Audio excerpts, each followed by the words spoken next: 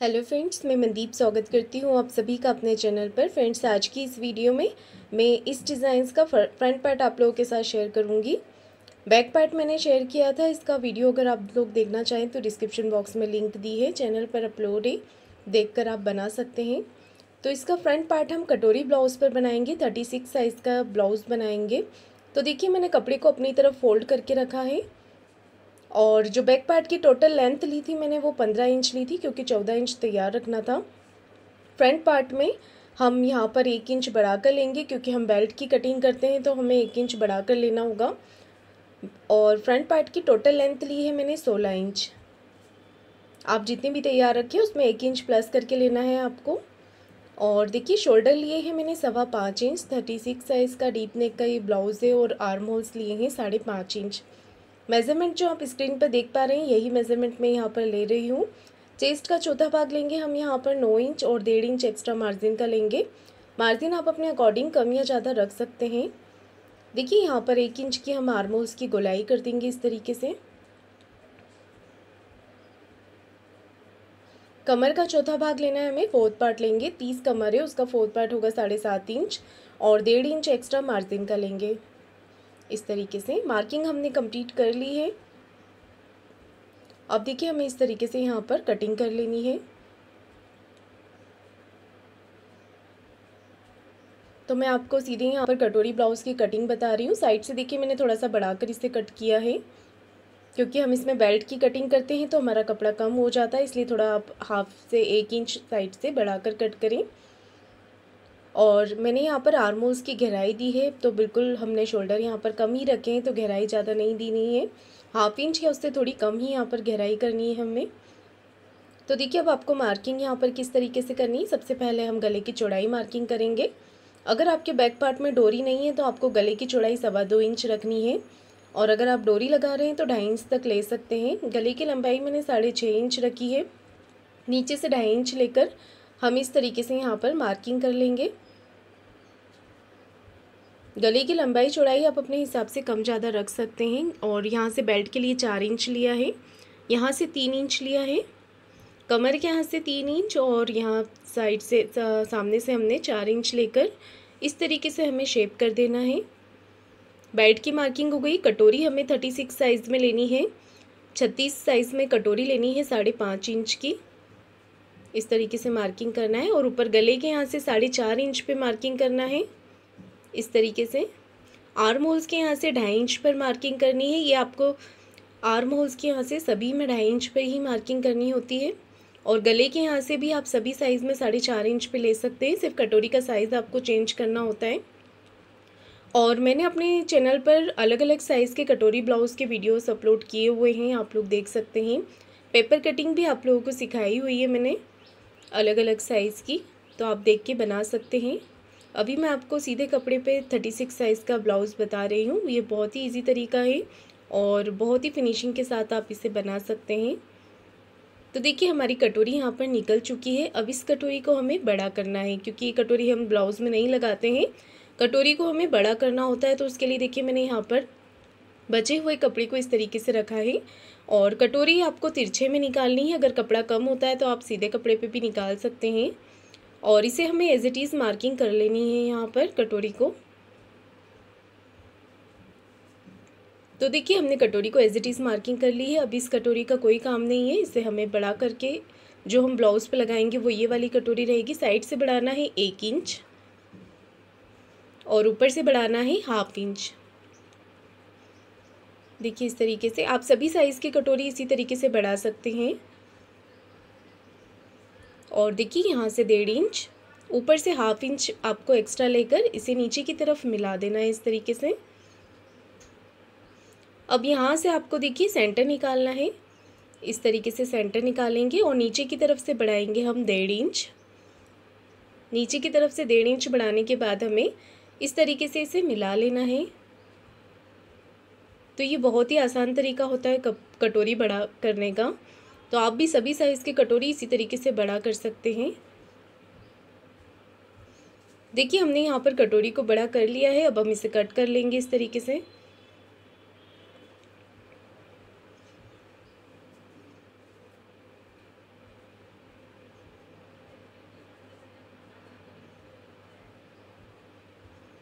ये देखिए हमारी कटोरी की कटिंग यहाँ पर हो गई है। अब हमें स्लीव्स की कटिंग करनी है।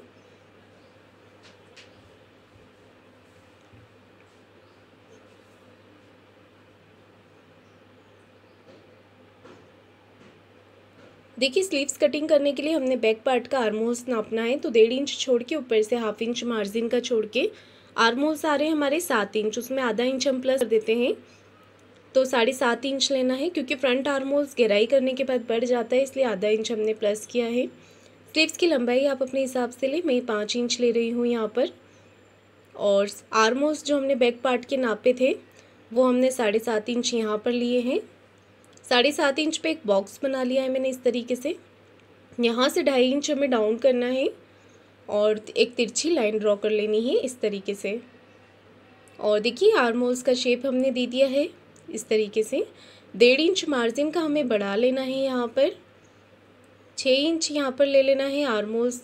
स्लीव्स राउंड का हाफ ले लेना है। स्लीव्स राउंड 12 इंच है। अब हमें इसे इस तरीके से कटिंग कर लेनी है। तो अगर आप स्लीव्स यहाँ पर आर्म होल्स नाप के कटिंग करते हैं तो स्लीव्स बड़ी छोटी नहीं होती है। और इस तरीके से हम यहाँ पर गहराई कर देंगे 1/2 इंच की।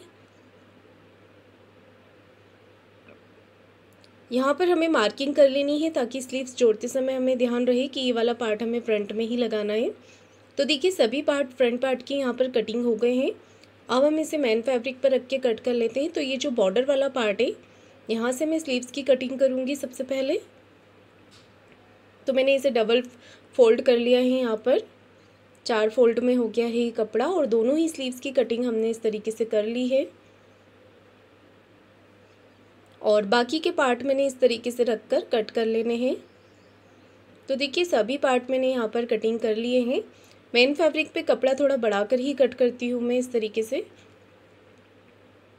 तो चलिए अब हम इसकी स्टिचिंग करेंगे। तो सबसे पहले हम फ्रंट पार्ट को इस तरीके से रखेंगे, आमने सामने रखना है और इस तरीके से रखकर हम इसे स्टिच कर लेंगे। फिनिशिंग के साथ यहाँ पर हमें चारों तरफ से सिलाई लगाकर इसे पैक कर लेना है अस्तर के साथ।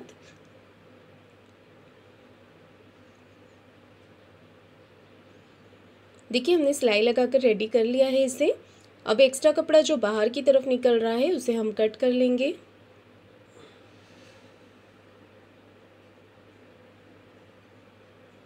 दूसरा वाला पार्ट भी हमें इसी तरीके से रेडी करना है।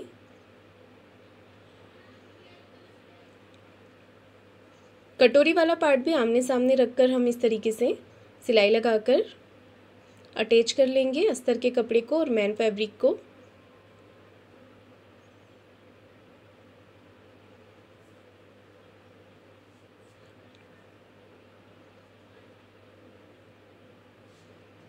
ये देखिए हमने दोनों पार्ट रेडी कर लिए हैं। अब हमें कटोरी की मार्किंग करनी है यहाँ पर टक्स के लिए। तो ये मार्किंग आपको इस तरीके से करनी है। देखिए इसे मैंने डबल फोल्ड किया है और यहाँ से चौड़ाई में 1.5 इंच लेना है आपको और लंबाई में लेना है 3.25 इंच। 3 या 3.25 इंच पे आप यहाँ पर टक्स की मार्किंग कर सकते हैं और इस तरीके से प्लिट्स लगा लेनी है। 2 सिलाई लगाई है मैंने प्लिट्स के ऊपर। इसे सबसे पहले बराबर कर लें। यहाँ से 1.5 इंच लेना है आपको टक्स की चौड़ाई और लंबाई में लिया है मैंने 3.25 इंच।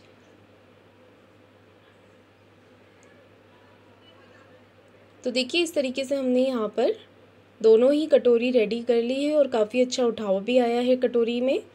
अब हमें बेल्ट रेडी करना है। तो देखिए मैं यहाँ पर नीचे से सिलाई लगाकर बेल्ट को पलट रही हूँ। अगर आप नीचे कमर पट्टी लगाना चाहें तो पट्टी भी लगा सकते हैं, या फिर आप नीचे एक्स्ट्रा फोल्ड करने का लेते हैं तो आपको 1.5 इंच एक्स्ट्रा लेना होता है नीचे, अगर आप बेल्ट को फोल्ड करते हैं तो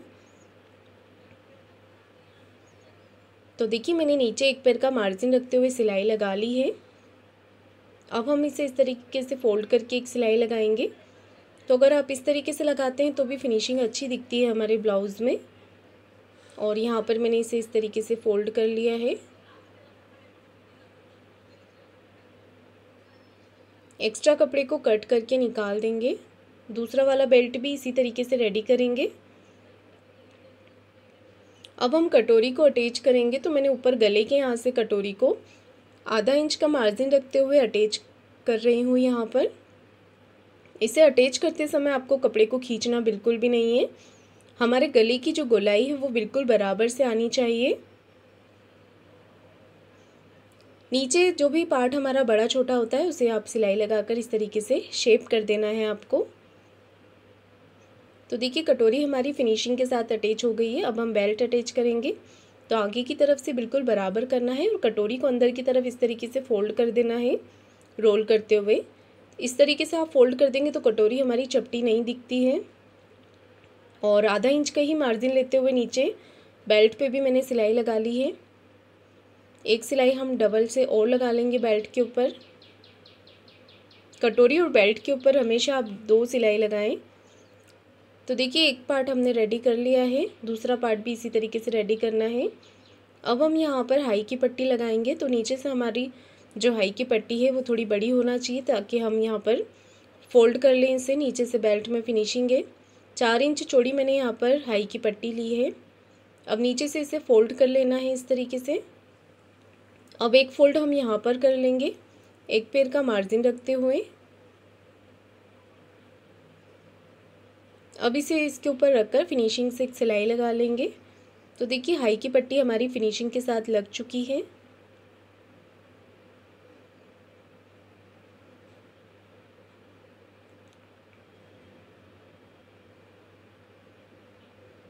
ये देखिए दूसरी तरफ हम हुक की पट्टी लगाएंगे। तो वो भी हमें थोड़ी बड़ी ही लेनी है पट्टी। नीचे से हमने बाहर निकालते हुए इसे फोल्ड कर लेना है। नीचे से इस तरीके से एक सिलाई लगा लेंगे।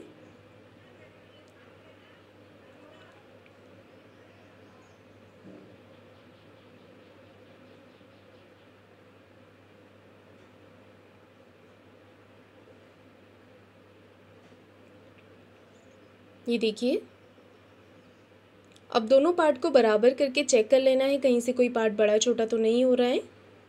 और यहाँ पर नेक में फिनिशिंग देने के लिए हमें तिरछी पट्टी कट करनी है। ये उरेप पट्टी हमने कट की है इस तरीके से। 1.5 इंच चौड़ी ये पट्टी है। अब इसे नेक के ऊपर लगाना है हमें। एक पैर का मार्जिन रखते हुए हमें थोड़ा हल्का सा इसे खींचते हुए लगाना है। आगे से इसे कट करके फोल्ड कर लेना है। और देखिए छोटे छोटे से कट लगा लें आप यहाँ पर नेक के ऊपर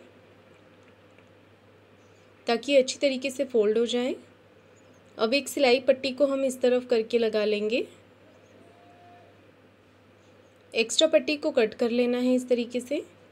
अब एक फोल्ड हम इस तरीके से करेंगे।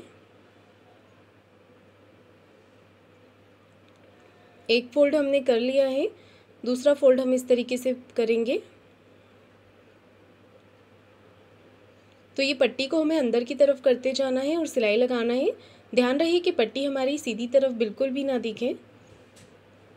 तो देखिए दूसरा वाला जो पार्ट है हमारा वो भी हमें इस तरीके से रेडी करना है। अब स्लीव्स रेडी करेंगे। तो स्लीव्स के कपड़े को मैंने सीधा रखा है मेन फैब्रिक को, और अस्तर वाले फैब्रिक को हमें इस तरीके से रखकर यहाँ पर एक्स्ट्रा कपड़े को नीचे से कट कर लेना है। एक सिलाई हम अस्तर के कपड़े के ऊपर लगाएंगे इस तरीके से।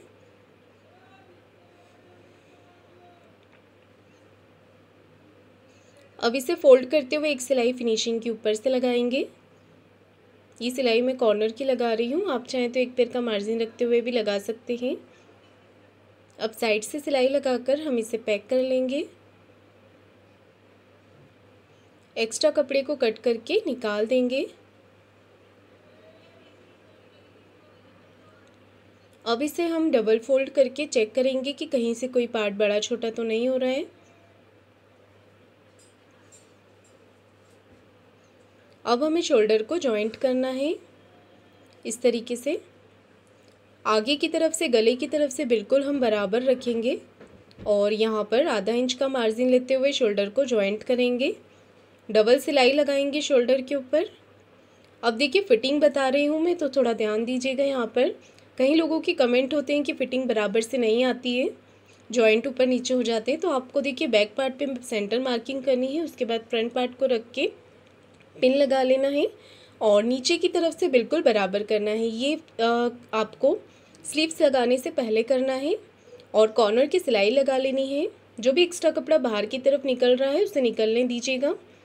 और यहाँ पर आपको इस तरीके से बराबर करते हुए आर्म होल्स की कटिंग करनी है, ज़्यादा नहीं करनी है, सिर्फ इसे बराबर करना है। उसके बाद ये कच्ची सिलाई लगाई थी हमने, खोल लिया है इसे मैंने। और देखिए यहाँ पर सेंटर से हमें स्लीव्स को जॉइंट करना है, आधा इंच का मार्जिन लेते हुए करना है। तो जितना मार्जिन आपने एक तरफ लिया है उतना ही मार्जिन आपको दूसरी तरफ भी स्लीव्स को जॉइंट करते हुए लेना है। एक सिलाई आपको पक्की लगा लेनी है, स्लीव्स पे भी हमेशा आप डबल सिलाई ही लगाएं। तो देखिए स्लीव्स हमने जॉइंट कर ली है, दोनों तरफ की इसी तरीके से करनी है आपको। अब आपको बैक पार्ट पे यहाँ पर सीधी तरफ सिलाई लगानी है। तो ये सिलाई आपको बिल्कुल जॉइंट से जॉइंट मिलाते हुए लगानी है, स्लीव्स के जॉइंट बिल्कुल बराबर से मिलने चाहिए।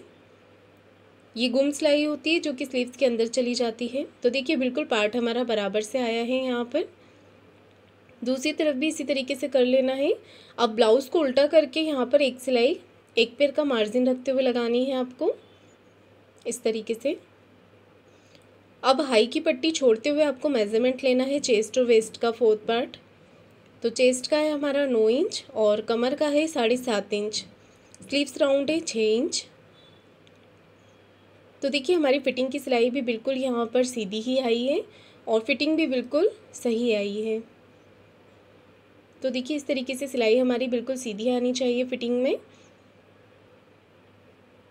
तो ये सिलाई जब हमारा मेज़रमेंट सही होता है तो ही सिलाई सीधी आती है।